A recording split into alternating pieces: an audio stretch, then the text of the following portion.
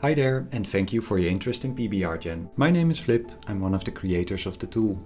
To show what our tool can do, we've created a 3D world. Every material in it was made with PBRgen. You can download the 3D model and the materials by creating a free account. Once inside the tool, you'll be able to download the source files. In this tutorial, I'll show you how I created these materials and how I used them inside my 3D software to get the look I was after. For the overall style, I relied on the pointillism prompt style for a lot of materials. It helped to give the shaders a consistent and painterly look. My goal was to make a stylized environment with some realistic details. Some shaders add fine details, while others play a supporting role, so the scene doesn't become too busy or chaotic. Let's go through them one by one.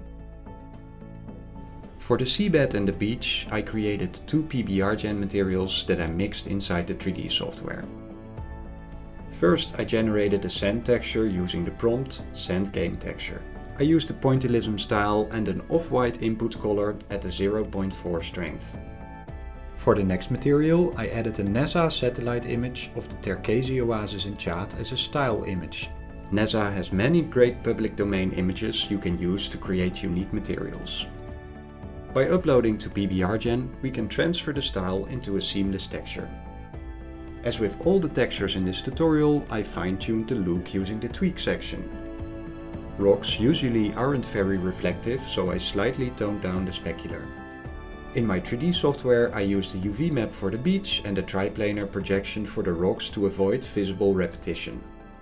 The rocks blend in below the surface using a noise texture and the height ramp. Finally, I added a height-based noise to darken the sand near the water, to mimic the look of wet sand. For the water, I used a similar technique. I downloaded an image of algae blooms and used it as part of the shader. Instead of creating the whole shader in PBRgen, I built a water shader in my 3D software and blended the green channel of the texture into the roughness and wave noise. This adds an organic breakup that makes the water feel more natural. For the grass, I made my own guide map. I modeled some simple abstract shapes, then rendered a displacement map to the red channel and the outlines to the green channel.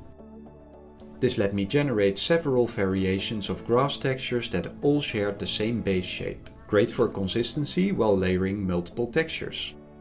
I used prompts like green pattern with clean lines with the pointillism style and slightly varied inputs for a variation between materials. For the rocks, I kept it simple. Prompt granite with the same prompt style and an input color. I also used one of PBRgen's preset guide maps for displacement. For the vegetation, I used prompts like green pattern with polka dots, and on the trees I added a bit of metalness to the fruit to make them stand out slightly.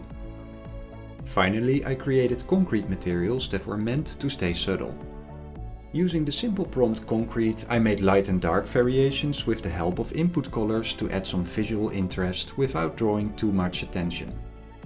In the teaser, you might notice another material style for the 3D world. That one was made using the watercolor prompt style. Created in a similar way, but because of the prompt style, materials appear more natural. I hope this tutorial gives you a better idea of how to use PBRgen in your own projects and inspires you to try new combinations and styles. The tool is still in beta and we are working hard on improvements. We'd love your feedback, please join our Discord, also if you have questions.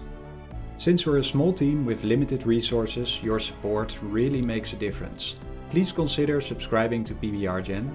It helps us to keep improving and build faster. Thanks for watching and thank you for your support.